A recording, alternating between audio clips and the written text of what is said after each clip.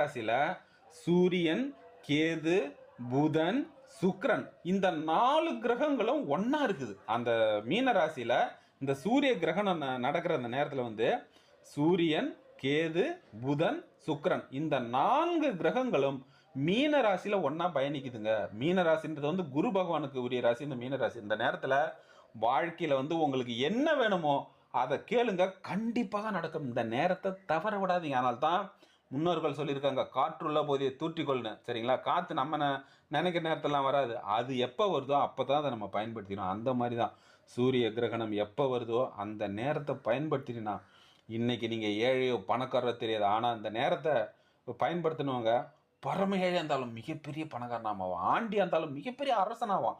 அந்த மாதிரி நம்ம வாழ்க்கையில் ராஜயோகத்தையும் குபேர யோகத்தையும் கோடீஸ்வர யோகத்தையும் கொடுக்கக்கூடிய நேரம் தான் இந்த சூரிய கிரகணம். உதாரணத்துக்கு சொல்கிறேனே, அதாவது புரியறதுக்காக, அதாவது